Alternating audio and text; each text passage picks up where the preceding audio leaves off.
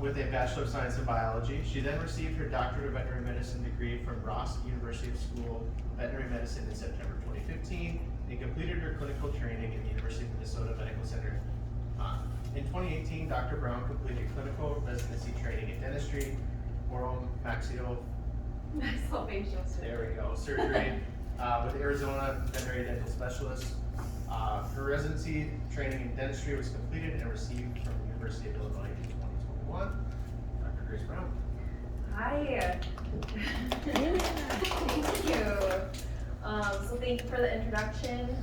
Again, I'm Dr. Brown, and I want to first welcome you to this live dental continuing education event. I'm so excited.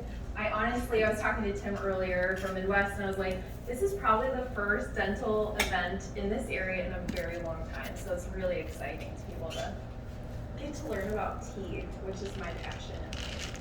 I truly love and enjoy the instant gratification that dentistry offers, and believe every pet deserves a mouth free of pain and discomfort. So we have 2 locations here in the Northland.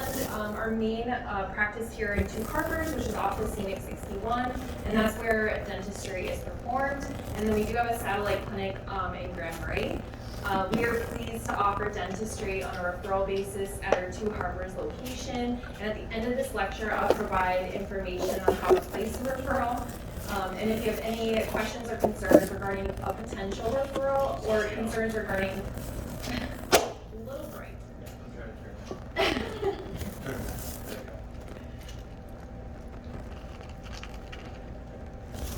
We'll go with that. Yeah. Can you see it pretty good? Yeah. Okay, perfect. So if you have any concerns regarding a potential patient on the table at your practice, please do not hesitate to contact me. I will provide my cell number and the clinic number at the end of this lecture for your information. So, a full physical exam is the key most important evaluation of each patient. During the physical exam, we need to look for additional comorbidities, which could complicate anesthesia or would require rescheduling until the patient is healthy systemically. Things to assess would be signs of pain and discomfort, underlying heart conditions, potentially you palpate a liver mass that was never there on the previous exam, potentially have diabetes or pancreatitis and the diabetes is not controlled. Also consider the size of our patient. So smaller size patients, there's more at risk of hypothermia and hypotension, and pre-warming patients may be consideration for our micropets. What are your anesthetic protocols? How do you choose to monitor your patients? And what equipment do you possess? And how often do you require monitoring? How many staff do you need to assist you? And then we need to consider, pain prior to anesthesia and reducing wind-up pain. And what considerations do we have to assist with pain? Do we use a multimodal pain protocol? An example of that is an opioid in our pre-meds. Do we provide nerve blocks before we do extractions? And when do we administer those nerve blocks? Is it after we've taken the x-ray, we know that tooth needs to come out, but we're still gonna do that cleaning? Because that's important. It allows the pet to not feel any pain if we're administering them early. Remember, there's an onset time for nerve blocks. And then also, are we doing post-operative NSAIDs? And what's our protocol for sending medications home? Do we discuss estimates for potential care with our clients personally, or are we having our technicians do our estimates? Have clients sign these estimates? Do we discuss referral options and potential complications? And do we have the clients elect CPR or DNR status? And if so, what is our discussion about this? On the bottom left-hand side of your screen right here, and I know it's a little bit difficult to see, and I'm always willing to provide this if you guys would like this via email, but this is our anesthesia and surgery authorization consent form. I think it's really important to make sure, our patients have to be under anesthesia, right? And so we need to make sure owners understand the risks of anesthesia. And sometimes anesthesia is more important sometimes, and I don't want to say this because I love dentistry so much, but it is sometimes more important than the dentistry we're going to perform, because it could be life-threatening, you know?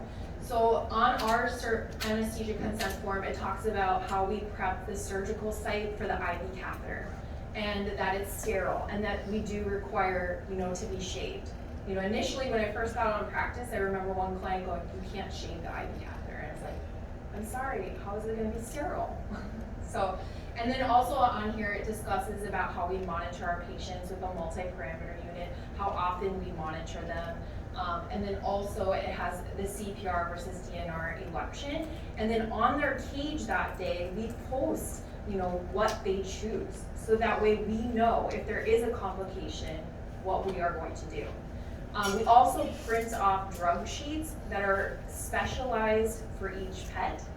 And the drug sheet includes an emergency dose calculation that's already pre-calculated out for that pet. So if there's any issues under anesthesia, we don't have to calculate out drugs quickly.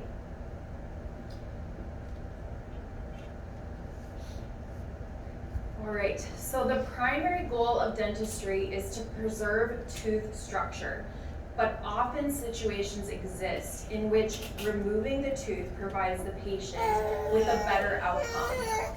Extraction should not be the knee-jerk response to any diseased tooth, but thought of as a treatment to relieve discomfort from the end-stage tooth condition. When performing properly and in indicated situations, extractions can provide an important quality of life for the patient and the owner, as well as all aspects of medicine. Remember, our first rule is do no harm and realize your limitations. So indications for extractions are retained deciduous teeth, interceptive orthodontics, so we're removing a tooth to reduce, or teeth, to reduce trauma to permanent dentition and allow for a normal path for the adult tooth to erupt normally. This patient had actually lingual version, so base narrow canines where they're coming in straight up as a football post, and it was inhibiting the lower jaw from continued growth, okay, because of an interlock. So that lower canine's hitting that top of the roof of the mouth, so now that lower jaw is no longer growing. So we remove those deciduous canines, and now we can receive additional growth, and that's called interceptive orthodontics. Malpositioned or supernumerary teeth, when they are causing crowding or interference with strategically important teeth. There are 8 teeth in the mouth that pets need every day. 8. Dogs have 42, cats have 30. So when we're thinking about what teeth we should be extracting and what teeth we should be saving, we need to save the 8 teeth if possible, and all the rest are space fillers. They're just causing periodontitis. They're just causing issues down the road. So things to think about is potentially extracting that really crowded upper lateral incisor on the maxilla so that it protects that canine tooth, which they use all the time.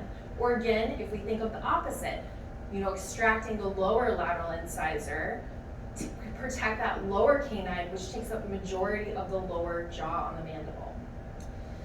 Malpositioned teeth, also non-vital teeth with complicated crown fractures, and also when the owner declines, referral for endodontic treatment. As I said, there's 8 teeth they use every single day. Those are the upper canines paired with the lower canines, the upper 8s which pair with the lower 9s. And then tooth resorption. So tooth resorption, it's important to know the types of tooth resorption and when crown amputation is an option and when it is not and why. And so I like to stress this, and we have some new grads and new practitioners in the room, and you probably learned in vet school stages and types. Stages are for people that want to be fancy.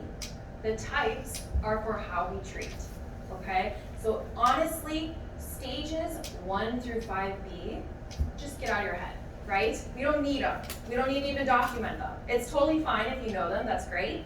But types is how we're gonna treat, and we're gonna talk about this towards the end of the lecture.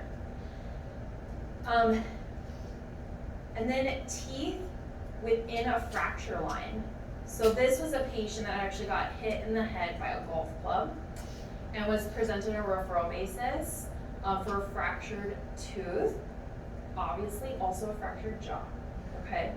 So, I mean, I don't have the x-ray of this, but it went through the entire jaw, okay? So this, obviously, we have to take the teeth out. And so this is something to think about. How do we safely remove these teeth without traumatizing the jaw even further, right? We don't want to cause more problems by extracting teeth. So, you know, if you have questions about this, we can talk about like how to safely extract these kind of teeth during the wet lab. And then impacted and embedded teeth.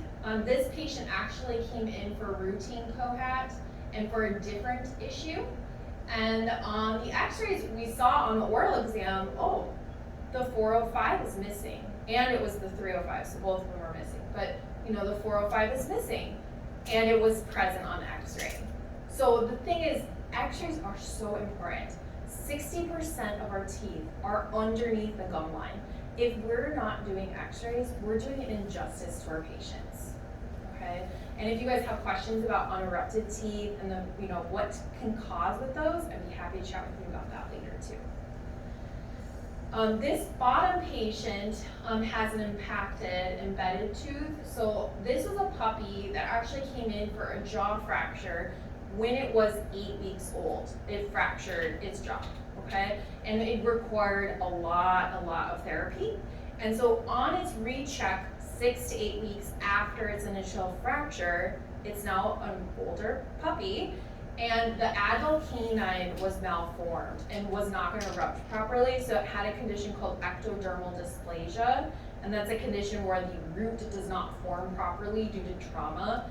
So this is removing that canine, and unfortunately in some cases we do need to remove some of these strategically important teeth, but it's important to understand why.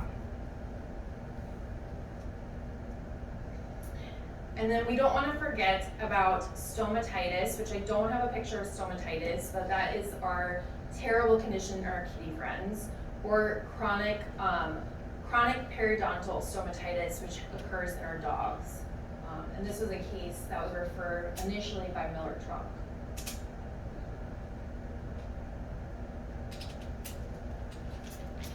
So all patients seen for dentistry service require anesthesia. I briefly mentioned that. And in order to properly protect their airway and provide treatment, it is important to discuss anesthetic-related concerns with clients and also determine if there are potential risks prior to anesthesia, okay?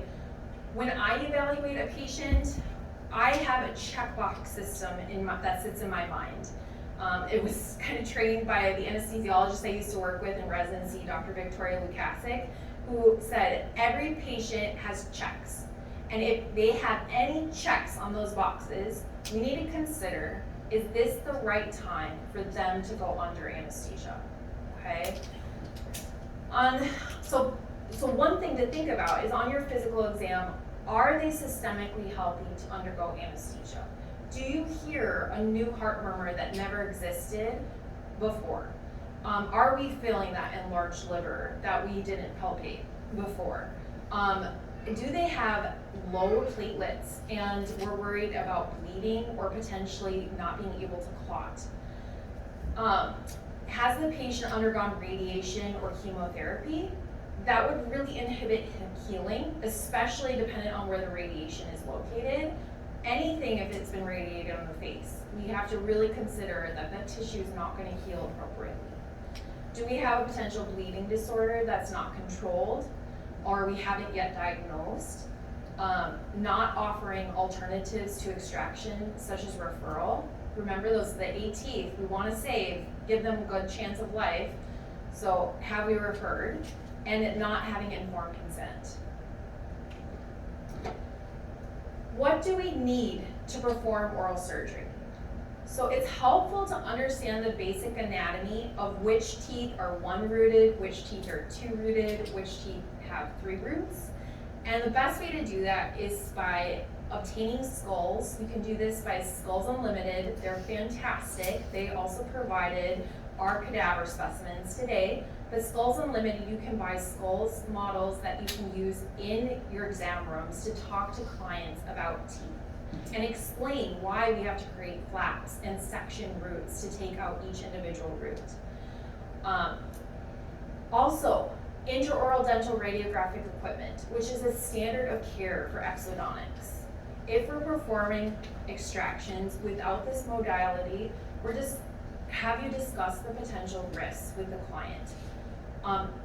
Do you potentially refer if you have a complication and you're not able to do x-rays?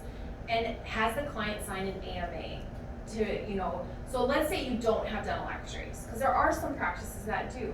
Do you then explain, okay, I call the client, this tooth needs to come out, this could be the potential complication of me extracting it without this, and do you then have the client sign an AMA to cover your liability if there is a complication that exists, okay? Or do you say, because I don't have x-rays, I'm not going to do extractions? Does everyone here have x-rays? Awesome, okay, perfect, that's great. Do we have a dental unit with water-cooled high-speed handpiece? Today we're gonna actually utilize a couple different types of dental equipment so you can kind of play around and we can discuss. Tim from Midwest can do a phenomenal job talking about the machines if you guys are in need of a machine. What type of burrs? So our carbide burrs are used for sectioning, and my preference is the 701L. The 557L is really good for sectioning really big roots of big dogs. So we're talking about like those upper 8s, the 3-rooted teeth, or those lower 9s, because the burr length itself is so long. Do we have burrs for encircling that periodontal ligament? So one of the most common complication is a fractured root tip. And we're gonna talk about how to extract that, if it occurs. And the quarter rounds are phenomenal for this. And then diamond burrs for our alveoplasty. So when we extract these teeth, it's really important, once the roots are completely removed, that we smooth down that buccal bone. Who would want their gingiva closed and then to chew on things throughout their life and potentially cause dehiscence or trauma to the gum tissue because they have sharp edges? So diamond burrs are phenomenal to smooth down the buccal bone. And then, do we have oral surgery packs? Are we using the same oral surgery pack per patient, and are we sterilizing each pack? What are we doing about that? And then absorbable suture is a must. I particularly like them with cutting needles. There's less likely for trauma or drag, and we're looking at 4/0 or 5/0 for this. So in your folders, you've gotten my go-to dental pack, which is so exciting. Tim did a phenomenal job putting together like a price list on this.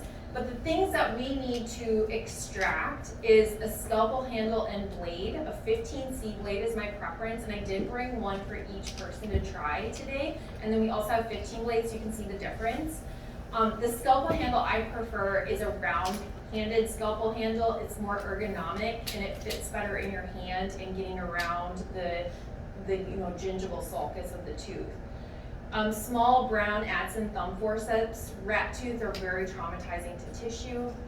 Small needle holders, my favorite are the Castro Diego needle holders, which are ideally typically used for eye surgery. But you can get way back in those toy dogs and cats, way back in the back of the mouth, and it's very easy to suture. Alice tissue forceps, I primarily use this where I fold up gauze and clamp the Alice tissue forceps to dab away debris. Hemostats, this is more common if you're doing like larger oral surgery cases where you're worried about bleeding, but it is kind of nice to have at least one hemostat. Gauze sponges, sharp scissors, and periosteal elevators, and dental luxators and elevators. My go-to periosteal elevator favorites are the Syslac EX8 and EX9, and then the luxator, the 1.3S and 1.8. And then elevators, obviously, just get the whole pack, 1 through 6. Make your life easy. So we remove the tooth, and now we have an open alveolus. So we have this socket where the tooth was. And what do we do about that? Okay, is there periodontal disease where we see bone loss?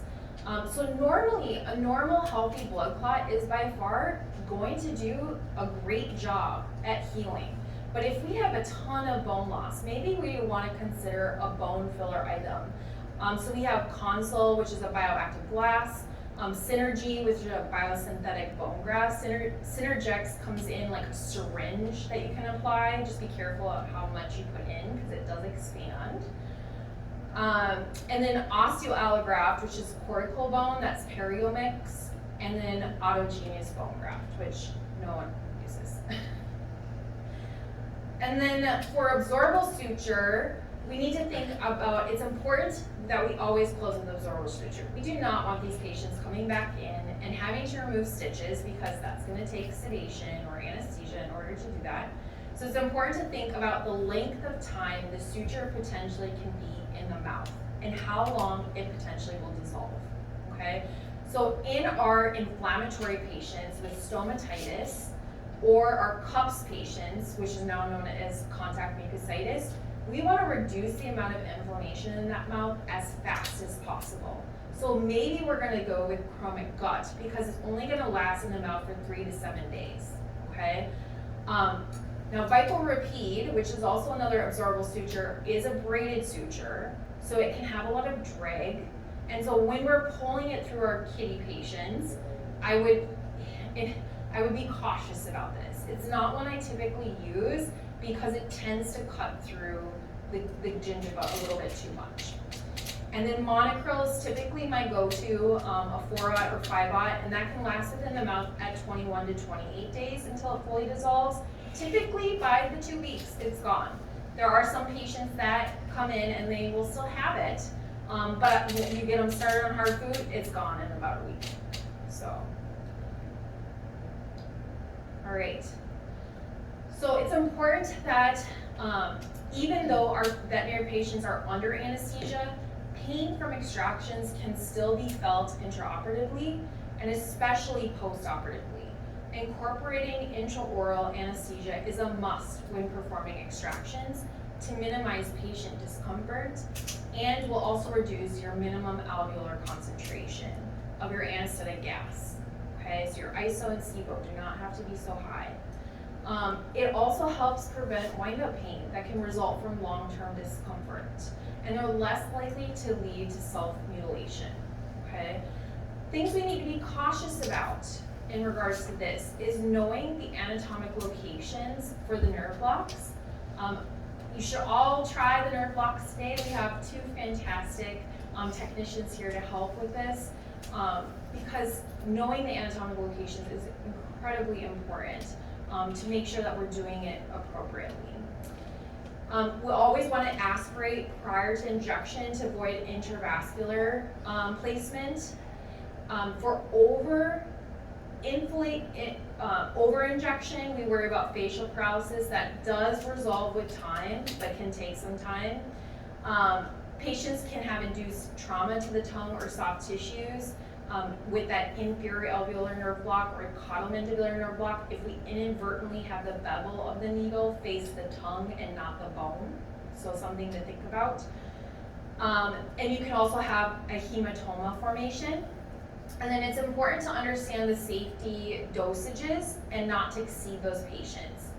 I mean, we probably all have those pets where we were doing a neuter and extracting a deciduous tooth. We're doing a spay and extracting a deciduous tooth.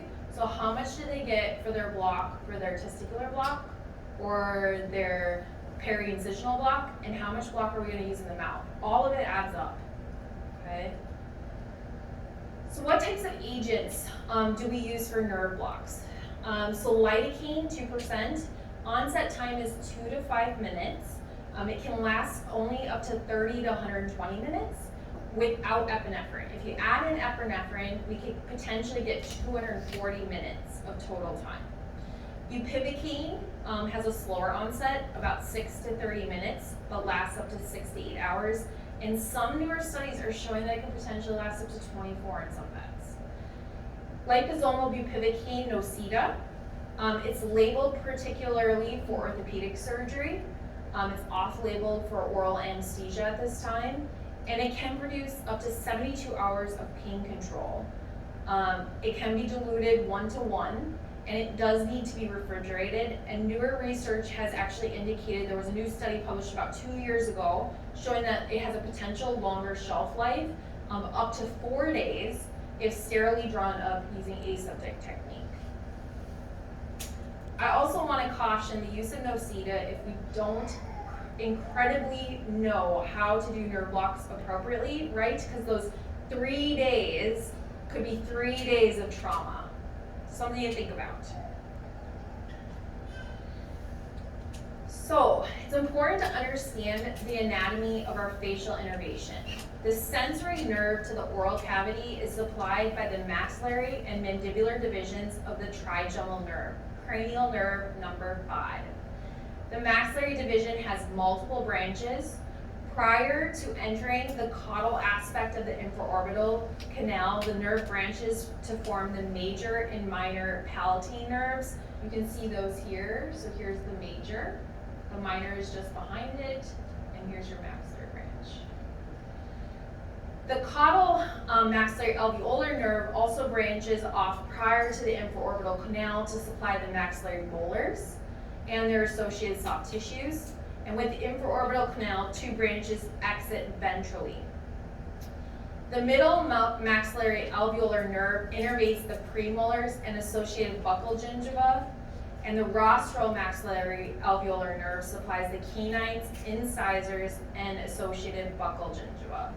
The remaining nerve fibers exit the infraorbital canal and innervate the lateral and dorsal cutaneous structures of the rostral maxilla of the upper lip. So here is the maxillary foramen. That's the location where your infraorbital vessels originally enter in, and they exit the infraorbital foramen, which is located at the distal root of our 3rd maxillary premolar.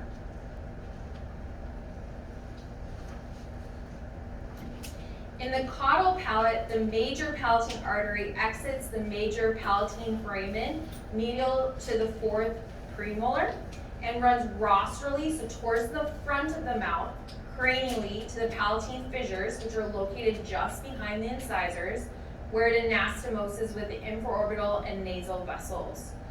So here I actually took a cadaver model to depict this is the major and minor palatine foramen and their associated arteries, which run forward, and the anastomose here with our palatine fissures. Those run out and around the tooth. So there's a lateral incisive palatine artery that's right by this canine, and sometimes if you do your flap, you'll be like, why is there so much blood? It's because of that artery. And don't worry, it will stop. It's not when you have to ligate. So, and then on the skull model here, the palatine fissures you can see, and then the minor and major palatine foramen. The blood supply to the mandible is provided by the mandibular alveolar artery, which enters the mandibular canal distal to the aspect of the mandible, and it's a branch of the common carotid artery. So you can see this is the common carotid artery. It's going to go up here. On the back side of this is the mandibular foramen, and it's going to run all the way down here. It's also known as your inferior alveolar artery. Some people just call it the mandibular artery, but if you want to be fancy, it's inferior alveolar.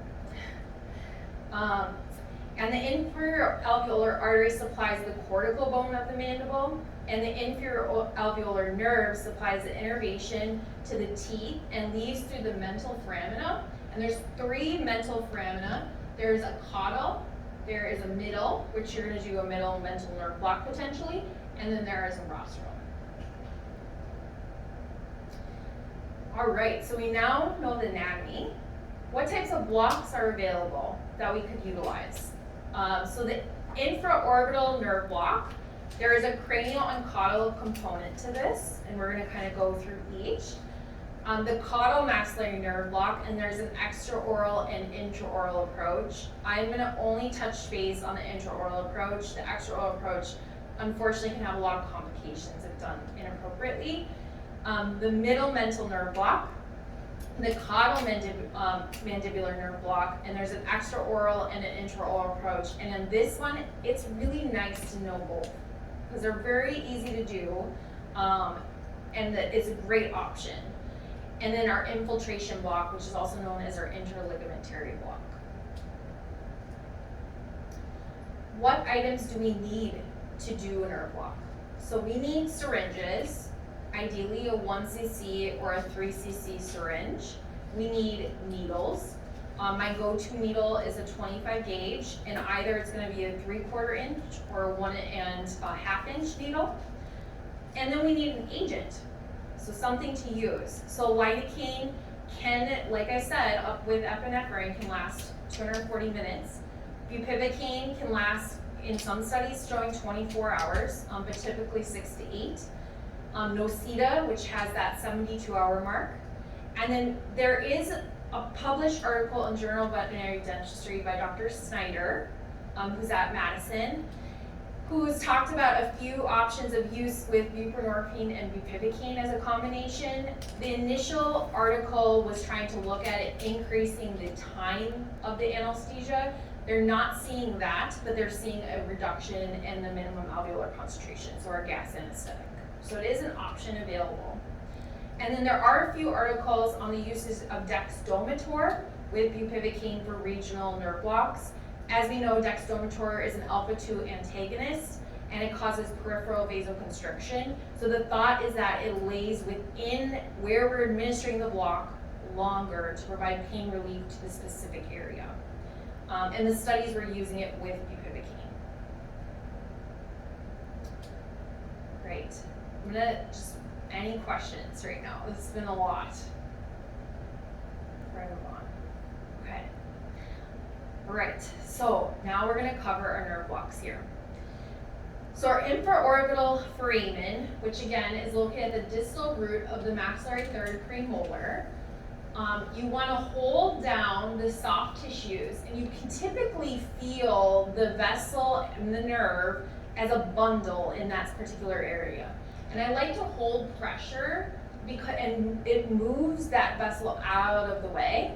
And then I will show you how we rotate the needle during the wet lab. I like to rotate the needle outwards so that it sits parallel to the bone as we're administering it through that foramen. And the caudal approach is moving or passing that needle further in the canal, so it gets more penetration of that ipsilateral surface, so the side that we're blocking. So ipsilateral is the side that we're blocking. So it's gonna get more penetration of that side and potentially get that 8 tooth, okay?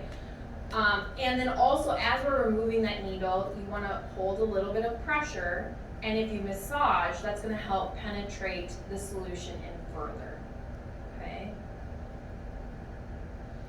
The caudal maxillary nerve block, there's an extraoral and an intraoral approach. The extraoral approach is where you want to palpate the notch between the caudal border and that's the cranial ventral aspect of the zygomatic arch, so you feel the rim of the arch. And at the very base of the rim, you can feel kind of a notch in that zygomatic arch. And you're going to insert the needle directly perpendicular to that zygomatic arch with the bevel of the needle facing the zygomatic arch, so up, okay? And always penetrate, draw back, make sure you have no blood, and then infuse. And it is infusing right at the palatine bone. The intraoral approach is my typical go-to. And this is where the needle is inserted just behind the last molar, so either 110 or 210 or 109 or 209 in our kitty patients. And I like to bend the needle, so you can see here is a long 25, and I bend the curve of the needle, and this is gonna inhibit me from having to put it further accidentally, right? Our patients potentially waking up on us, or anesthesia is a little wonky at this point in time, so it's gonna inhibit it from going further than we want, because what is right below where we're administering this block? I know you guys know it. Yes, thank you. The eye. So it's really important that we don't cause inadvertently eye penetration, right? So this is one way. And then if it's a small patient, you can curve that short 25 gauge needle just as well. Okay. And I'll show you a trick on administering this block during the wet lab too. All right. So those are the upper blocks, and now we have the bottom blocks. Of the mandible. So the middle mental nerve block. So the middle mental foramen is located at the apical, so above the mesial root of the second mandibular premolar in dogs, and is equidistant between the canine and third premolar in our cats. And so we're going to palpate that, and there is a labial frenulum here. You can, so this soft tissue right here is called the labial frenulum, and again, within this, the artery, nerve, and vein from that middle mental exit, and you can palpate it like you can with an orbital. And I like to pull the tissue back with the hand I'm not using to insert with the needle, and that's going to pull that nerve and artery out of the way.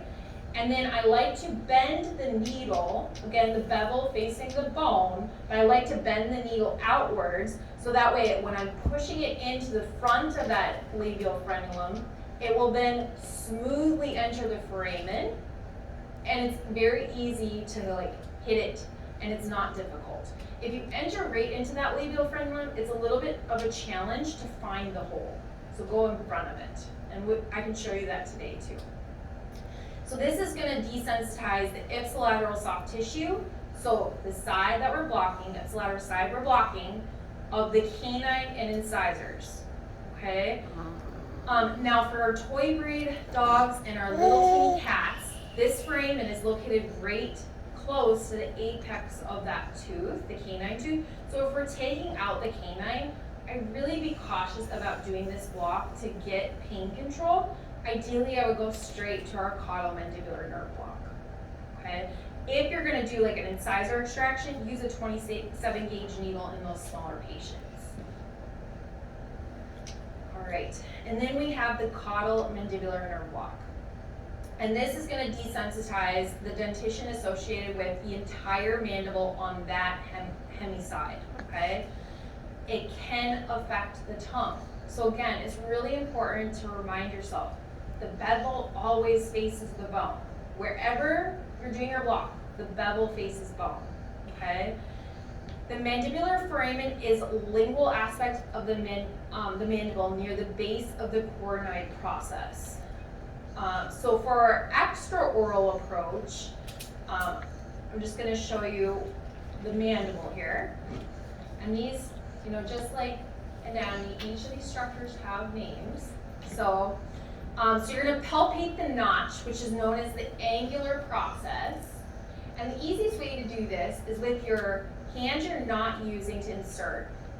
Run it along the patient. And one of my mentors, I've showed this to my technicians, is close your eyes. You should be able to feel it without actually looking. Okay? Your eyes are an accessory, he used to say. Dr. Visser, he's one of the founding fathers of dentistry. So you can feel it at the bottom of the mandible while you run your hand along the whole mandible, and you'll feel it just kind of bloop, go into that notch. That's the angular process. That's exactly where you want to administer your block, okay? And on the inside of this, so on the opposite side is where your foramen is, and I'm kind of pointing to where it's located at that point, okay? So you're going to palpate the notch. You're going to insert your needle when you feel the notch, then the bevel faces the bone. So it feels weird because if you're looking at the patient, the bevel's going to face outward, where you're so used to putting the bevel inward, okay? It faces outward. And then you're going to, draw back, make sure you don't have blood, and then administer your block. It's really important to avoid the extraoral approach for any skin condition pet. Okay, so if they have atopy or an infection, we don't want to penetrate the infection into where an artery specifically is, right? Same as like if we're doing an intraoral approach and they have a really dirty mouth and lots of bacteria. We don't want to take that needle and put it through the gingiva up to where that artery is. Okay, we want to make sure we clean the teeth first. Okay. So then for the intraoral approach, we're going to direct the tongue to the opposite side. Okay, so we're going to pull the tongue over. And this is going to kind of allow for more visualization into the caudal aspect of the mouth. And we're going to locate that lower, molar. And we're going to run the needle, bevel facing out, right, because the bone is here, not in. So bevel facing out. We're going to run our needle at about a 40 to 90 degree angle, directly into the gingival mucosa, and then aspirate back and infuse. Okay? This is a really fun block to do. I love this block. So, and it will be fun to go over. And then lastly, which is one that doesn't get talked about a lot, is our interligamentary block. So we've all had those patients where there is just one tooth and it's an incisor that's fractured. This is actually a cadaver model like we're going to use in another part of this lecture, but it had a broken upper incisor, so our 202 here. And so an interligamentary block is where you insert the needle, bevel facing the tooth, okay, bevel faces tooth, and you're going to infuse into the sulcus, and you're blocking the periodontal ligament for that specific tooth. This is just going to desensitize a very limited amount of area, and it works best for the soft tissue of the maxilla, not so much for the mandible, because the mandible, the cortical bone is very thick, so it doesn't allow for infusion. But it's great for an upper incisor if it's just the one tooth we need to take out. Okay. So, now we know how to do our blocks. What things do we need to consider before we perform extractions? Do we have the client's consent? Are we practicing good ergonomics? Because poor posture leads to fatigue and mistakes and exhaustion. So one thing that really helps with good ergonomics is a great dental chair. Awesome dental chair, right? We need our backs to be nice and straight, but also the use of loops to actually see, so we don't have to sit so close to our patient, right? And be like, oh my gosh, I can't see. If you can't, loops are pretty expensive. If you can't afford loops, cheaters work great. You can put cheaters on some fake glasses and they work great. Super cheap. Taking pre-extraction radiographs to help formulate the extraction strategy. And I'm going to show you this as we go through the extraction portion. And this is to ensure there is no abnormal anatomy. So, like I said, 60% of the tooth is underneath the gut line. So potentially, we take an x-ray and we need to extract 11, and now we see it has 2 roots. So now a tooth we were going to section, we have to section. Something to think about. Or we take an x-ray and we go, oh, there's only 1 root on a 2-rooted tooth, right? And now we don't want to section, because if we section this tooth, we could inadvertently fracture a root. And now we're leading to a retained tooth root. And how do we remove that? You're going to learn about that at the end of this lecture. And then gemination, which I don't have a picture of gemination, which looks similar to a fused tooth root. The use of regional nerve blocks and the appropriate pain management, which we just went over. We need to sharply incise the attached gingiva around the tooth to be extracted and avoid unnecessary tearing. And so when we're using our scalpel blade, use a scalpel handle. We're surgeons. We can use a handle.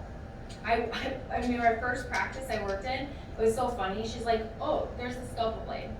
I'm like, where's the handle? And I'm trying to sit there, make little nicks through the gingiva. I'm like, this is not right. So, good visualization is necessary. We briefly talked about using loops, but also, lighting is really important. Having good lighting is highly important. Handling tissue gently. We need to close the tissue once we take this tooth out. Now we have this large gaping hole because our tissue forceps, which were rat tooth, cause all these little holes. How are we going to fix it? We need to remove as little bone as possible to get the job done, but as much bone as necessary to get the job done. And we don't want to traumatize adjacent teeth. okay, that are not being extracted. We need to consider that. Cause some pets, like those boxers, those teeth are so close. So how do we avoid those, adjacent roots? And never suture under tension.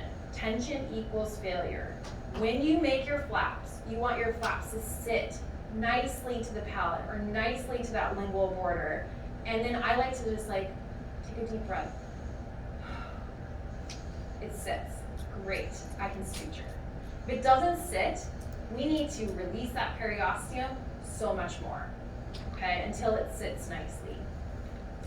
And then we need to take a post-treatment radiograph.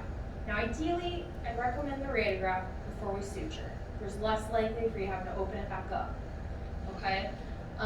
This is in the wrong order. And then we need to charge appropriately for our time. And how are we charging for this, right? Deciduous teeth are much more than $25. Think about that. And remember, that was the cost, the first extraction for deciduous teeth. They take time.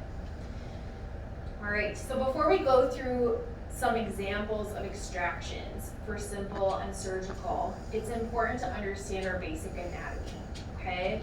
So the enamel is the hardest substance in the body, which covers the tooth. So it's the white eggshell that covers our tooth. Dentin is a structure just below the enamel and is very porous. It's like coral. So if you think about coral, water travels easily from one side of the coral to the other. Dentin is porous. So bacteria, if there's an uncomplicated crown fracture and we have exposed dentin, bacteria from the mouth can now inadvertently cause an infection into a tooth, even though it's not an open fracture. So it's something to consider. What are our options if the dentin is exposed? Doing nothing is not an option.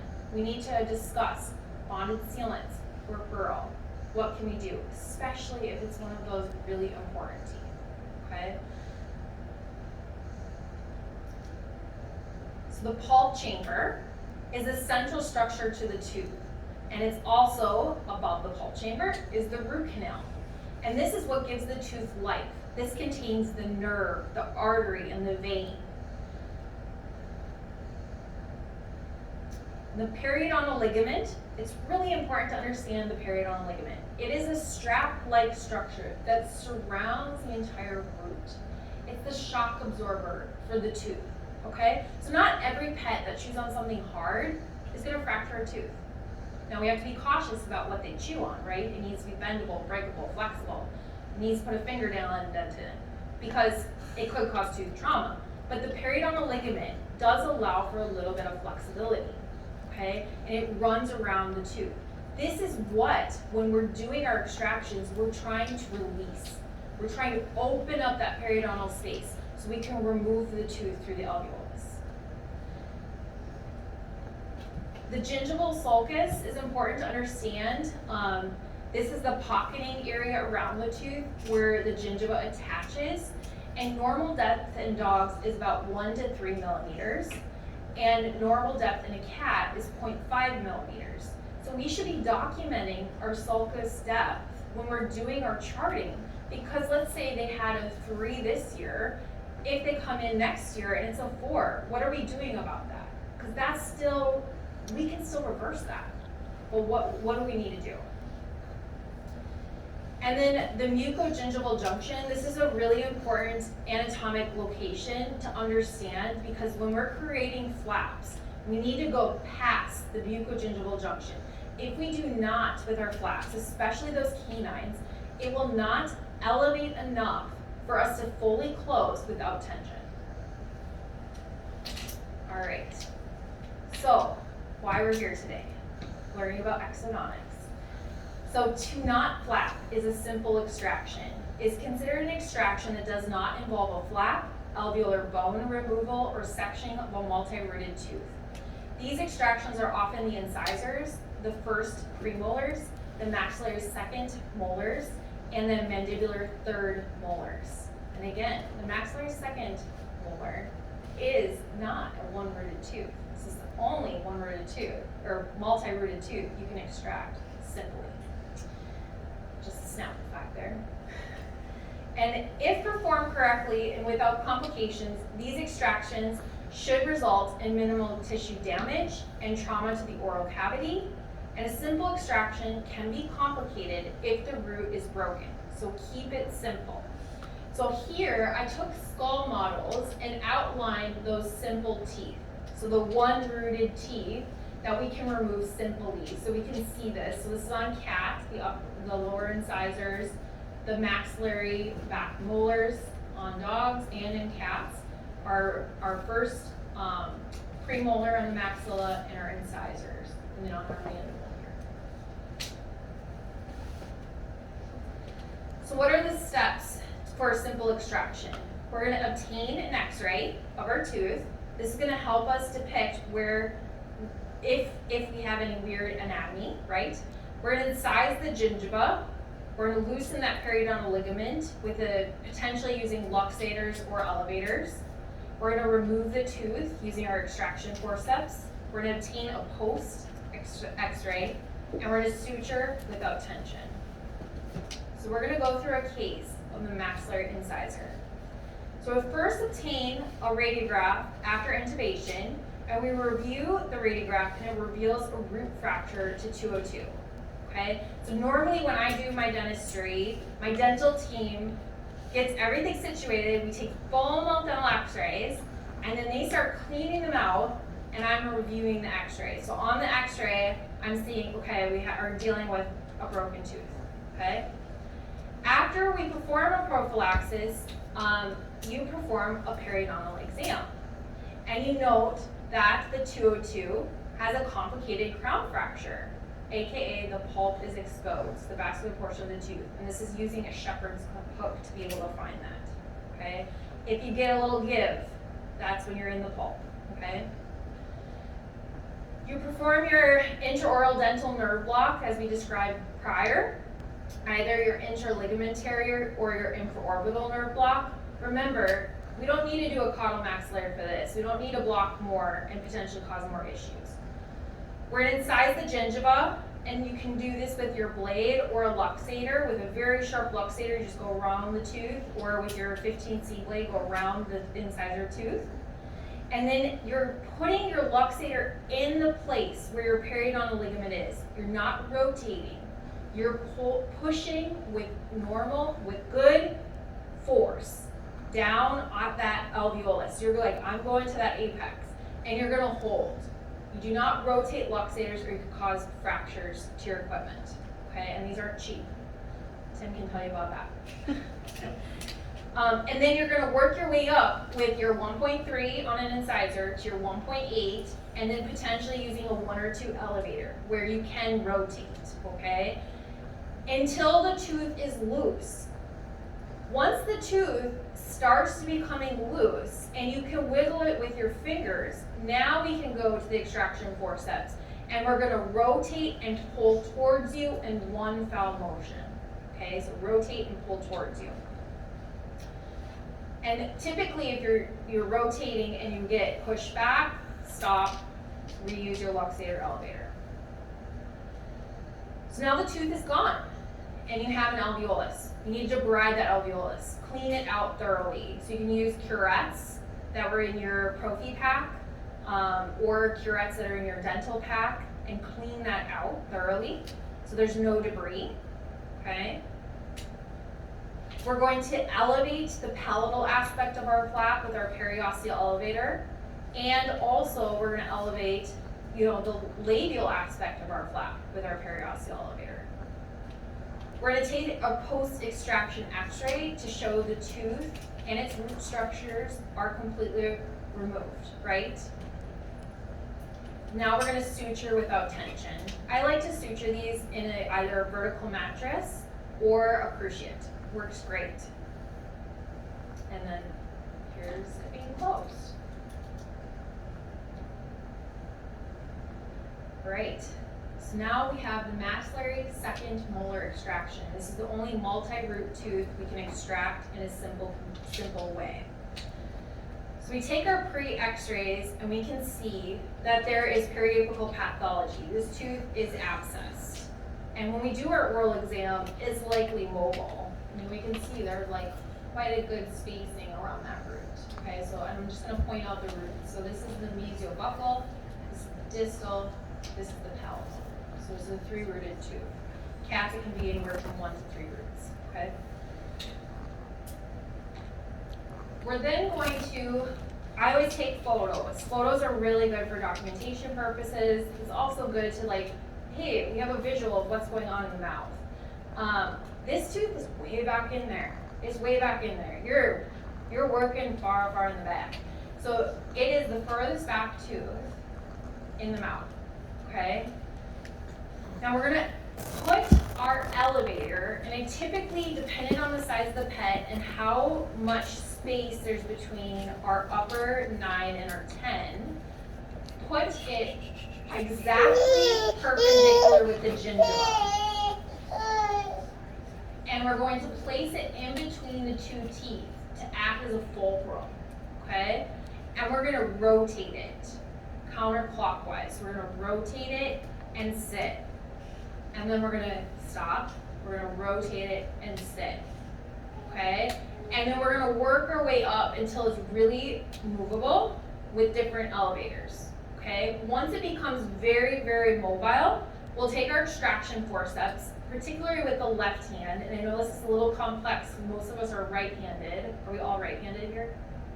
Okay, so you'll use your left hand, which will allow you to have your right hand available for your scissors, your iris scissors, to cut the gingiva, the attached gingiva, as you're rotating and pulling towards you, so you don't sever the maxillary artery. It's really important because it's located right back there. So never pull that tooth directly out, or you're gonna be dealing with a lot of blood. And if that happens, put some Vetspawn in it, or if you don't have Vetspawn or any hemostatic agents, put some gauze in, wait a good 5 minutes. Just sit there, listen to some music, okay? And when you open that, remove that gauze or take out that Vetspawn, you'll realize you're fine and you'll be able to close, okay? So it's not something to get stressed about. It's just ideally, we wouldn't want to just yank out the tooth. So then we take a post picture, right? And we see that we have a closed, or an open alveolus, there's no more tooth. We're gonna take our post x-ray, which shows that the tooth is removed. This is kind of nice, you can see where the 3 roots are. And then we're gonna close our gingiva, and typically a cruciate works great for these, okay?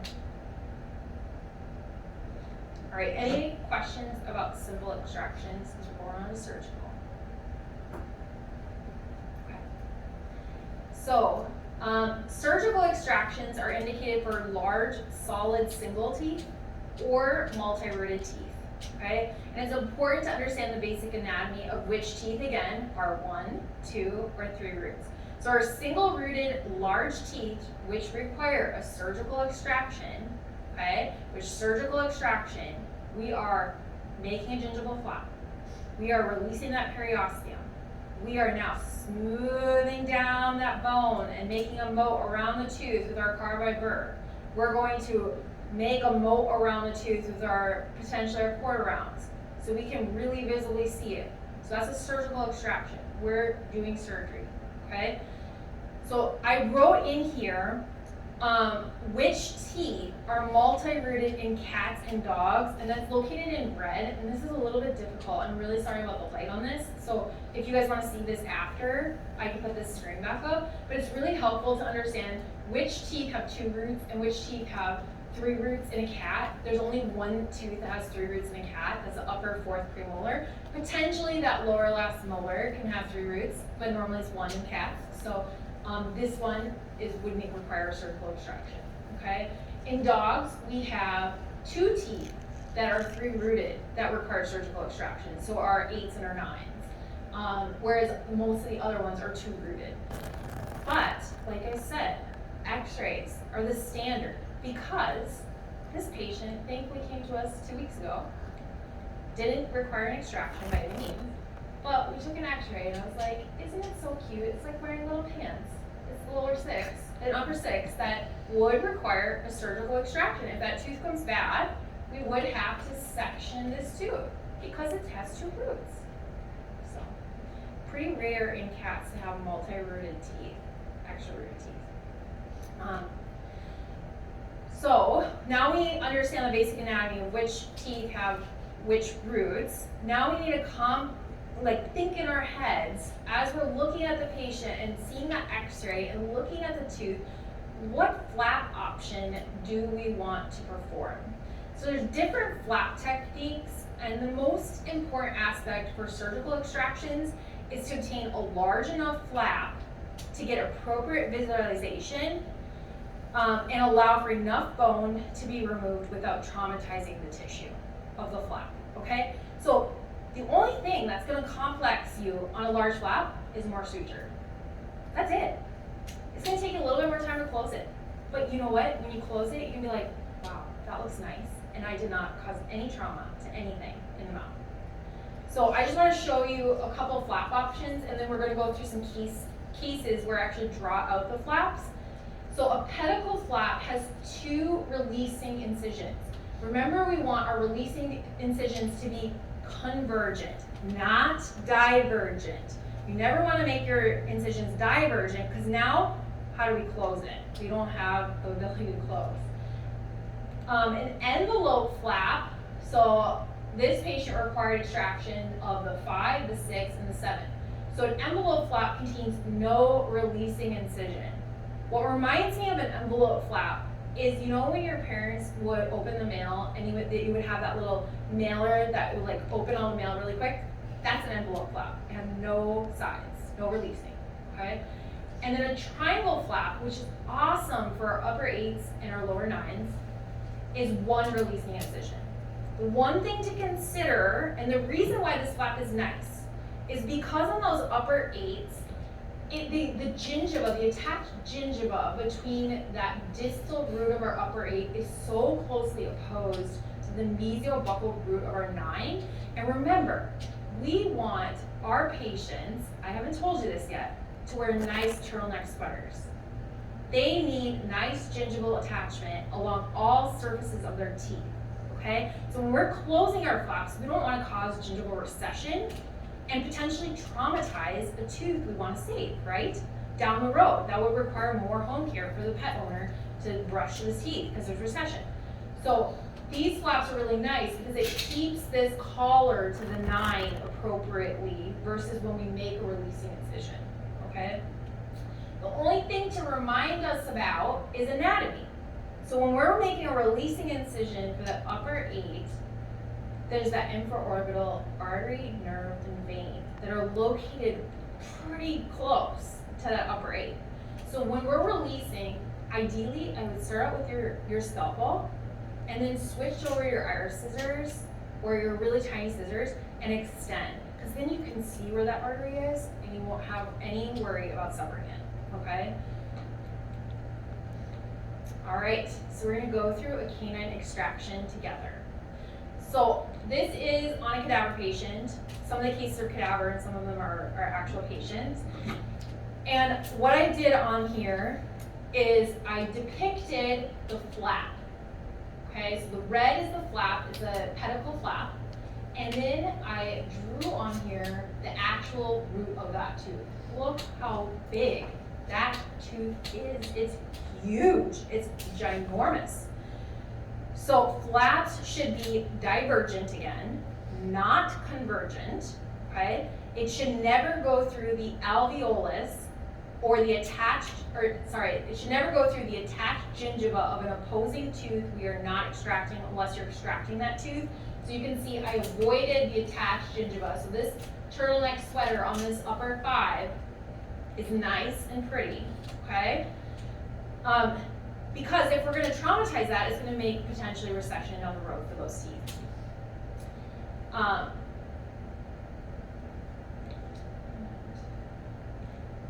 There we go. Okay. So now we're going to go through canine extraction. So first we're going to take our pre-extraction x-ray, okay? And that way we can depict how big and how long this tooth is. So this tooth, as we can see, is located, like the root of that tooth is at the distal aspect of that upper second premolar. It's a long tooth. It's like very, very long. So take a photo, and we're looking at the tooth, and we look at our x-ray, and we're like, okay, this is how we need to make our flap. So I drew on here with the sterile surgical marker where I'm gonna outline my flap. And again, we're avoiding, the tissue of surrounding teeth. So you can see I have lots of tissue around those teeth. We're using 15C blade. Try these out. It's my favorite. They have nice contour on them. Or, you can use any other blade that you want, but we're gonna use a blade and a scalpel handle. We are surgeons, okay? And I like to hold with my fingers, so I don't use mouth props. I like to make an L with my hand. So my left hand becomes my mouth prop for the pet, and that's gonna hold down that lip tissue so if you think about it, if you're not holding it, now you've got a lot of tissue you gotta go through, and it's gonna be really hard to sharply dissect in one line, right? So I'm gonna hold tension and hold my mouth open, okay? And I'm gonna incise on both sides of my pedicle flap. And then I'm gonna use my periosteal elevator. For this size pet, particularly an EX8 works the best, it's a bigger elevator.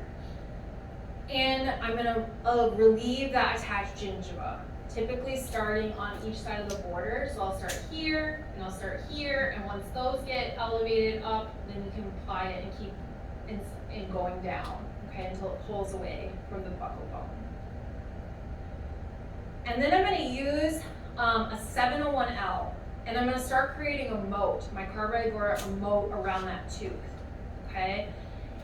And you'll realize, and I want you to see the angle here. So the head of this, of the dental handpiece is not getting parallel with the tooth, right? So when we're trying to remove bone, we need to think about, we need to remove enough bone to get the tooth out, but leave bone so that we have not a lot of bone, right? Well, one way to get a better amount removed is let's remove the crown. It's coming out. We don't need to keep it on. Let's take it off. So I take my 701L for most times, every canine, especially the mandibular canines, it's gonna save you so much time in trying to get that tooth out, especially when that root goes all the way to that ventral cortex. You're gonna be able to take away enough bone to be able to really see what you're doing. So I'm sectioning this tooth completely off, like the crown of the tooth completely off. So now we can see, okay, wow, we have a parallel way to remove more buccal bone. Look at that. It's a pretty big difference. So now we can remove even more. And if it's like a large dog, then once we get to this point, I'll go up to that 557 long because I can remove even more because it's a longer size burr, okay? So now we made a moat around the tooth. If it's a small toy breed dog or cat, this is the next step you're gonna wanna do is take that quarter round, either surgical length or regular length, and moat even more, right? Because that's when we're gonna end up in complication central, is if we don't make enough moats on those tiny patients, they just break, okay? It's gonna save you a lot of time. We're gonna start with our elevators and we're working our way up. So I typically don't use luxators for canines unless they're really tiny patients, okay? So we're gonna start with our elevators, and again, holding these instruments so that the tip of our finger is located right at that base of that shaft, so that if we accidentally jerk, it's not gonna go further than we want it to, okay? And then I just outlined on here where that root is located, so you can see how far down that is. It's really far. So we're working our way up with our elevators until the tooth is movable. We never use extraction forceps unless the tooth is mobile, okay? Once the tooth is mobile, we're gonna clamp our extraction forceps on the tooth at the base of the bottom of that tooth that's available. So not at the tip, because then we're gonna break it, at the base. We're gonna rotate and pull towards you in one fell motion, okay? Now, the tooth is gone. We have to clean up that buccal bone. Do you see how much coarse edging this is? Like how tough this would be? And like, we close this, it's gonna fail, right? Our oral nasal fistula will happen. Even if we have no tension, because it has a lot of soft, like needly looking bone.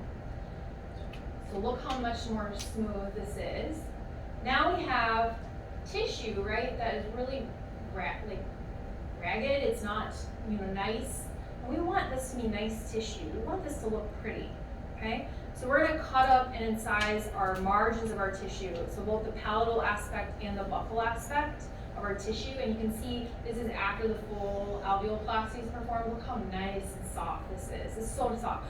In residency, they would make us take our glove off and feel it, closing our eyes. They must have had an eye thing there, but I was telling them that this week. I was like, I don't know what's going on, and it was like, it has to feel nice and smooth. And then we have to release that periosteum. So the periosteum, oops, back, maybe not. Sorry about this.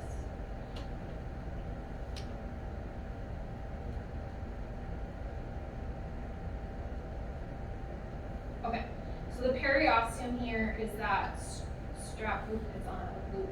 It's on a strap tissue that you will want to dissect. And you can do dissecting the periosteum with either two methods, either using a scalpel blade or using an iris scissors. I prefer the scissor technique because if you use a scalpel blade and you go through and through, now you have a big cavitating area, you have to figure out how to flap and close. Then we're going to take our post-procedure x-ray. And after we take our post-procedure x-ray, we see the root is completely removed. Now we're going to, and we already released the periosteum, we're going to lay our flap up. And like I said, you're just going to take a deep breath. And you go, okay, my flap sits. And then you want to suture the front aspect of your flap, so the mesial aspect first, then the distal aspect. So now it's sitting without tension, and we have our 2 stitches in. And then you'll fill in the remaining stitches. Ideally, stitches should be about 3 millimeters apart with 3 millimeter tags. Just close it. Make sure that you can't probe in between. But we do have periodontal probes that give us how long each thing is to use to measure. All right. So that's our large canine extraction. So now with multi-root tooth anatomy, it's important to understand the furcation. So a furcation is the anatomical area where the root divides. Obtaining a pre-extraction x-ray can help determine where you might want to section to remove your roots. And always section with the direction of the furcation, as it will lead to less reduction in root fracturing. Okay, so I'm going to show you what I mean by that. We're going to do our maxillary carnasal tooth, so our big maxillary carnasal tooth. So here is triangle flap. So the red is the triangle flap. The black depicts the roots. So again, the 8 is a 3-rooted tooth. So we have the buccal, the palatal, and the distal root. Okay?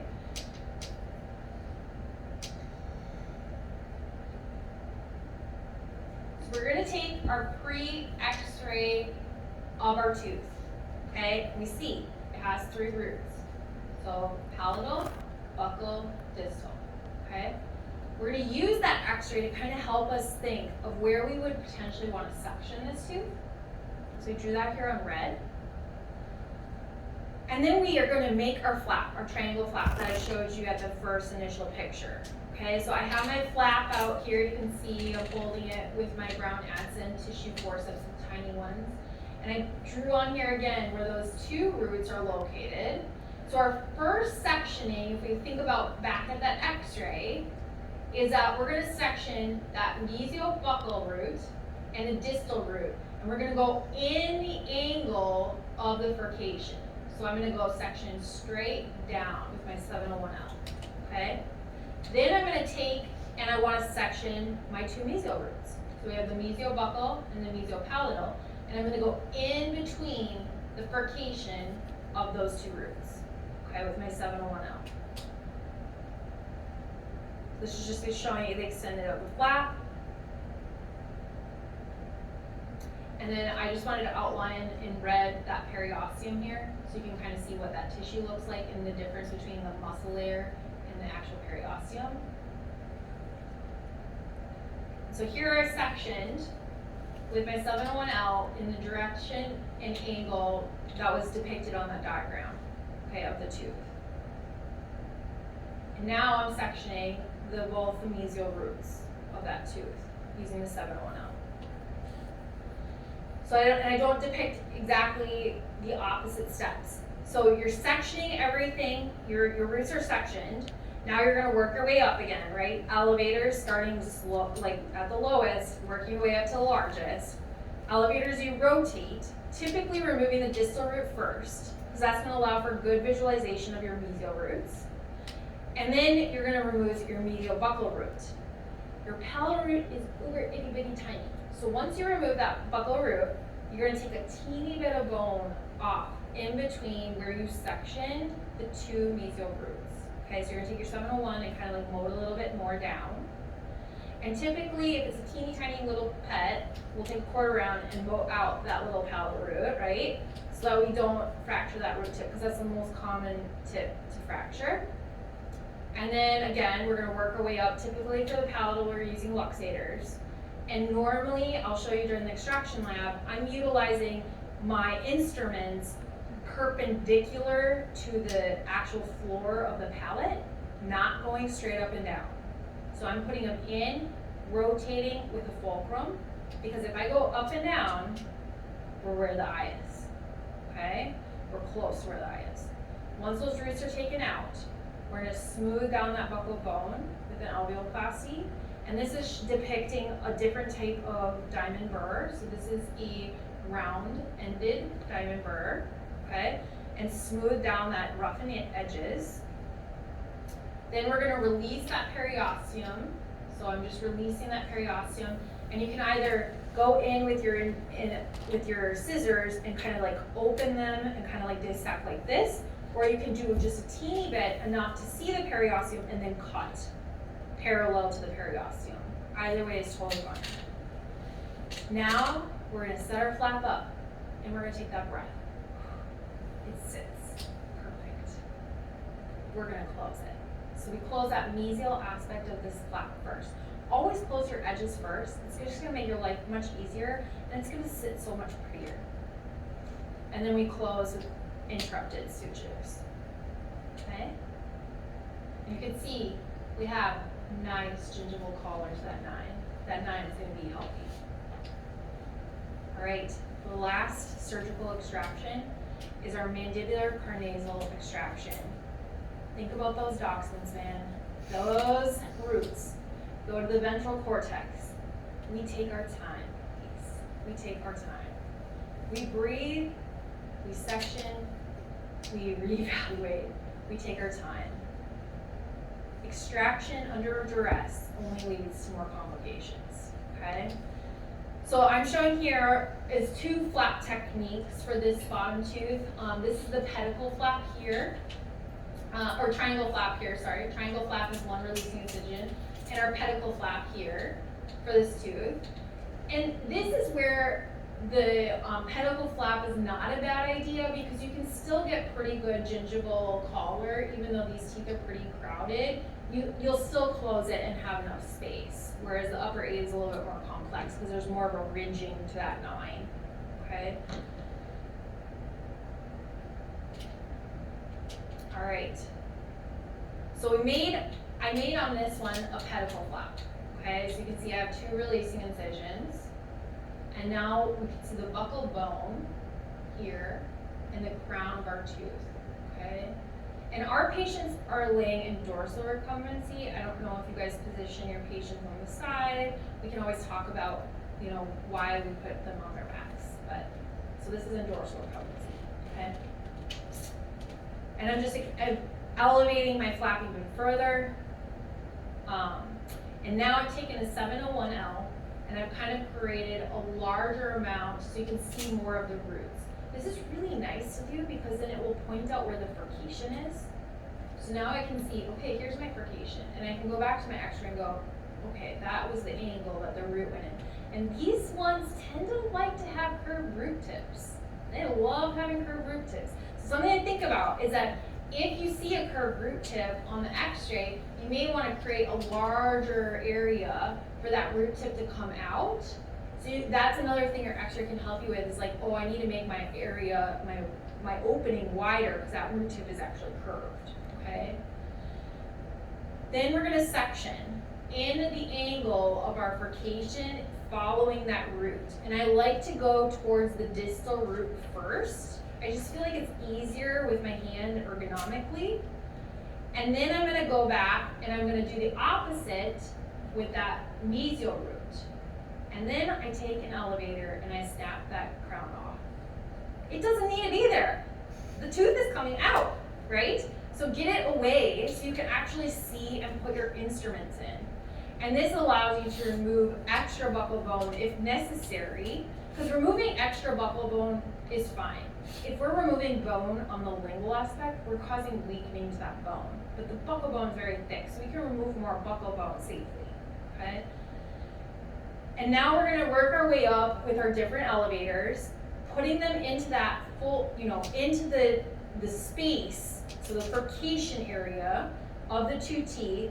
And typically I do it perpendicular to the roots until I get them loose enough, and then I will actually go parallel with the roots and work my way down on the lingual aspect. The lingual is where it really holds on tight, okay, until the tooth is completely out. And on here I'm just depicting where that periosteum is, okay, so you can see where you have to release for your incision. So then you're going to remove the roots using elevators until it's loose, right? It needs to move. Do not go to your extraction forceps unless it's moving. We don't want to break things, especially this tooth. This is when you're going to potentially break the jaw, okay? We want it to be loose. When we put our extraction forceps on, we're going to put it at the base of where that tooth is at. We're going to hold it tight. We're going to rotate and pull towards you in one fell motion. Slowly. It's key. We're going to take our post-extraction x-ray to make sure the roots are removed. We're going to perform our alveoloplasty, make sure that's nice and smooth. We're going to release that periosteum, elevate the lingual gingiva, elevate our flap, make sure it sits. Take a deep breath. Great. It sits. Now we're going to flush and irrigate our alveolus, potentially put in bone graft. And then we're going to close using simple interrupted pattern with absorbable sutures. For this size pet, definitely 4 on. Okay. Only a few more to go, okay? Everyone's still with me, right? All right. So complications can occur with extractions, and all types of complications and their treatment are beyond the scope of this lecture, but some of the complications that are more well known are fractured root tips. So you can actually see this. Actually, a patient presented for a referral cohat due to anesthetic risk. And I took x-rays. It had previous dental work done in another clinic, and there was the mesiobuccal root of that upper 8 present. We're going to talk about how we got that out next. Mandibular and infraorbital artery laceration, pushing the roots into the maxillary sinus or the mandibular canal. So you can actually see here's the mesio, it's a little hard with this light, but the mesiobuccal and distal roots were pushed into the mandibular canal, and it was referred to have those removed. They did a great thing. They closed it, they said it needs to go somewhere, so it's good. Or you could inadvertently fracture the jaw by removing that canine. Look at that alveolus. It literally goes to the ventral cortex. If you see a canine that goes that far and you're not comfortable extracting it, refer it. Sometimes these don't need to come out. Just because we have recession, if the tooth's not mobile, would your dentist pull it? Do you want to lose a tooth just because it has recession? Something to think about, okay? And can these teeth, when the roots are that far down, can they be safely removed? Yes, but it's knowing and taking our time. Time is really important. These aren't ones we go fast. Jaw fractures, which we just talked about, perforation of the orbit or contusion of the eye. Oof. That's why I always go perpendicular on those 8s and 9s, never up and down. And then oral nasal fistula, oral enteral fistula. Oral enteral fistulas are communication from the oral cavity to this to the sinus area, but they're typically of the 8s or the 9s, okay? So this will communicate it's further back. And this patient was actually referred, extraction of the canine, obviously there was tension, okay? So when they closed that flap, there was tension, right? Never extract a tooth under stress or duress. It only is gonna cause trouble. And when in doubt, contact me if you have a question, okay?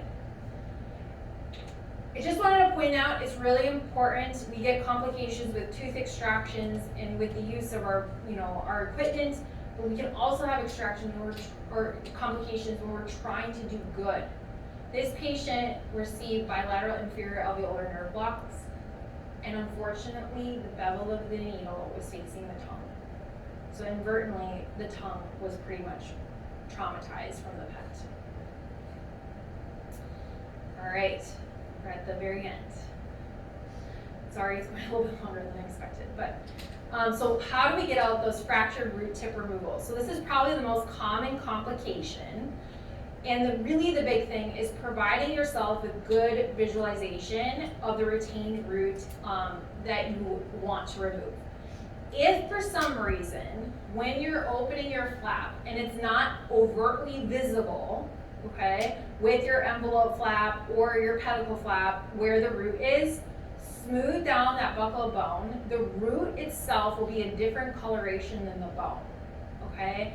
And you'll be able to see the difference between the coloration of the root tip and the coloration of the bone. And you potentially will need an assistant to push air or water so you can actually visualize as you see it, because these do bleed a lot, okay? Then you're gonna want to, after you smooth down that bone and you can visualize where your root is, you're gonna take a quarter round or a half round burr and you're gonna make a moat around the root. So make a moat where the periodontal ligament is located around that tooth. I'm just gonna show you here on this video. Place. I might not play. But so I'm literally just taking it and I'm going and making it completely around that entire root until I can kind of see the tooth is starting to move. So it's like, it's giving me a hello. It's like, ooh, okay, we're removing. And then we'll take a root tip pick or your 1.3 or 1.8 luxator. You're not gonna go up and down. You're gonna go at the side of where your major moat and where the root is, and you're gonna rotate and push up. So you're gonna rotate and push up, and it's gonna pop that tooth, the root, completely out, okay? And then we're gonna take a post x-ray to show the root is completely removed. And we're gonna close that flap without tension. And this closure, it's a little hard to see just because of the coloration of the PET and the lighting here. I did a forward interlocking pattern to close this, okay? And if you don't know how to do this, remember, we're not gonna do any harm. So you can always close the tissue or contact us or contact a veterinary dentist and be like, this needs to be removed by dentist, okay? All right, and then this is the last thing we're just gonna touch base about kitties a little bit. Tooth resorption, it does occur in dogs, by the way, okay? It's just much more common in cats. So tooth resorption, formerly referred to as feline odontoclastic resorptive lesions, florals, and also cervical lung lesions, is now just named tooth resorption because it does occur in cats and dogs, okay? It eventually erodes the internal structures of the tooth, and it's irreparable, and it's really, really painful, okay? It is an extremely common condition. It affects about 20 to 60% of our feline friends, and about 3/4 of them by the age of 5 will have it. The most common teeth for this to be affected is our mandibular third premolars, so our 307s and 407s, followed by the canines. Many theories exist of why this condition develops, such as like excess vitamin D in commercial pet foods. They really don't understand why, okay? The biggest thing is it does require extractions or potential crown amputations. So this is where I talked about it's very important to understand the types and not the stages. The types is how we treat, okay?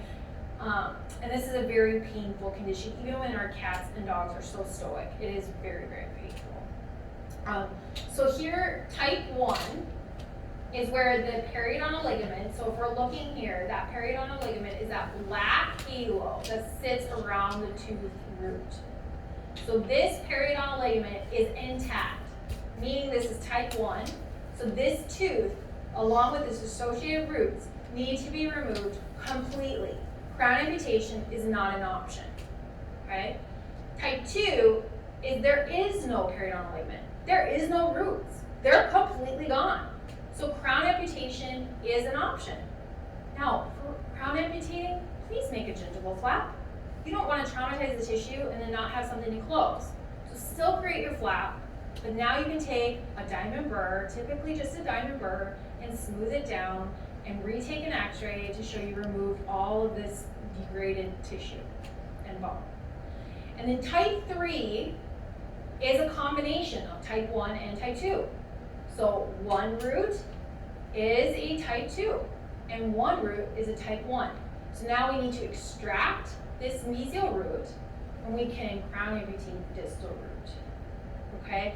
Even when I see these on x-rays, unfortunately, x-rays don't, it's the best modality we have, but sometimes it surprises me is I'll make my flap and I go and I kind of start creating my moat around the teeth. Okay, I see my alveolus, I section where I want to, and surprisingly, I can get both roots out. So I always go in thinking I'm gonna remove it, but if I break off the crown, the tooth that has the type 2, totally fine, then I'll just smooth it down. So go in, think you're gonna remove both. It works the best. I wanna thank Midwest and Zoetis today for sponsoring this event. This is very exciting to have this dental lab. I'm very excited about the next phase of today. We are here to assist you and your patients on a referral basis. So please, if you guys ever have any concerns, go to our website, and in the upper right-hand side of your screen, you'll see this button for veterinarians. You click that, and it's going to go to an area where you can download a referral form. There are referral forms in your folders today, or you can do an online version where you can upload the blood work, the x-rays, everything that was done, which is really nice to have in a nice pretty package for referrals, okay? At the end of the care provided for your patients, you will get a referral letter that's directed specifically to the pet and to you, along with the dental x-rays, photos, and everything that was done for your pet. I also want to let you know 2 new things that are available at our practice is that we do consultations. So if you have a pet on the table and you're taking an x-ray and you're like, I don't know what I'm looking at, give us a call or send us an email. And our email is dentistry@lakecountyvet.com. And then we do allow visiting doctors to come and learn. So you can come and shadow us for a day and be a part of our dentistry day and see start to end with a patient, okay? Things that you can refer, so we do prophylaxis, difficult extractions. Think of those anesthetic patients. Age is not a disease. So we have a 15-year-old pet that has a really bad mouth and a heart murmur. It's only going to have a worse heart murmur, only going to have a worse mouth if we keep waiting, okay? Full mouth extractions, orthodontics, crowns, oral masks, reconstructive surgeries. And then you should have a precision instrument sharpening information in your folder. And this is one of my my past colleagues, Jennifer Herzhoff. She's a CBT. She travels the world now just teaching dentistry to technicians and veterinarians. But she also has an amazing sharpening. I'm like, words lost. Sharpening. And you have to have sharp instruments. If we're doing injustice, we're not sharpening our instruments and maintaining our instruments. Okay. And I really want to thank you guys for coming out today. Are there any questions? Yeah? What do you think about those roots of the teeth that are stuck there and they've been there for a very long time? Like the doctor contacts there. The gingiva looks nice and long. Do you always extract them? So they could still get infected. extracted, so yes, I would recommend them getting extracted. And that one I forgot to mention, actually, that, like, the gingiva looked really nice and healthy. And if you want, I can pull out the x-ray later, but there was space between the root and the bone, so it was starting to get infected on that too. Yeah. Any other questions? Do you always flap, or not flap, do you always suture? Yes. Yeah, I always suture. The only times where suturing is potentially questionable is like if you have a lot of infection on those upper tens. So remember, you want things to drain, right? You want it to drain. Nothing on the bottom of the mouth will drain at all. So you should always close. Bacteria, things where you will always get in. But on those upper tens, if there's like pus just coming out, and you like flush and lavage, I will sometimes do like a cruciate and leave one portion of it open so it can drain, and then make sure they get on antibiotics. Yeah. What deciduous teeth do you suture or flap?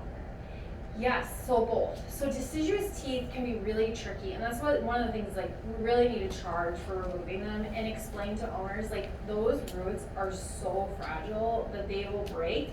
And if we have like a base narrow canine, like lower canine, and we're trying to remove those deciduous teeth and we leave the root, the canines will come in and will hurt it, right? Because the root tip is causing the teeth to now not come in normally. So what I like to do, I used to just make one incision from the start of where like the tooth was, the tip of the gingiva all the way down, and elevate. I do that when they're older and I can see the adult tooth. Now I make a pedicle flap if they're really young and they don't have the adult tooth is visible, because I can see more of that buccal bone. And typically you can use the periosteal elevator. You don't even have to use a burr. And once you made your flap, you can actually take your periosteal elevator and flake that soft bone away to expose the root. And now we can put our luxator on both sides. Never put your luxator palatally or lingually, because that's the location of the adult tooth. So things to think about is like the complications of enamel defects are going to be much bigger on those adult teeth if we're lingual or palatal. But by doing this, you can actually see the tooth much more visibly. And then you typically, I'll show you in my dental pack, use like an extraction forceps that's more square-like, because it will get down to the base of those canines easier than most of the adult extraction forceps that are triangle. Yeah, just so you can see the difference. So rainbows, these are for babies. So do you see how flat these are, the tips? And how triangular these are? These work better for adults. These are not good. So this is better for babies because it's flat. And think about those baby canines are so tiny and curved like crazy. So you can get these way at the bottom and hold on. And these I typically recommend you're only using when they're super loose, right? You don't want to break those. Versus this is for more adults. See the difference? Yeah. Thanks, Taylor. Any other questions?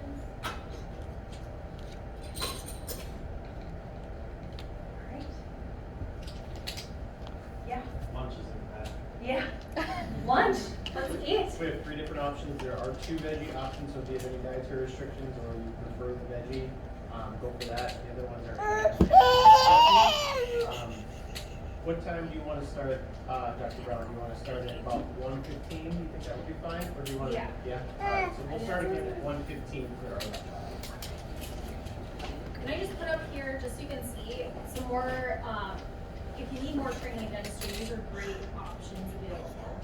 So that way you can stay up here while I eat lunch. It's so tiny. No. Who doesn't love Olivia? Who doesn't love her? You can make all the noise. Back here. Should we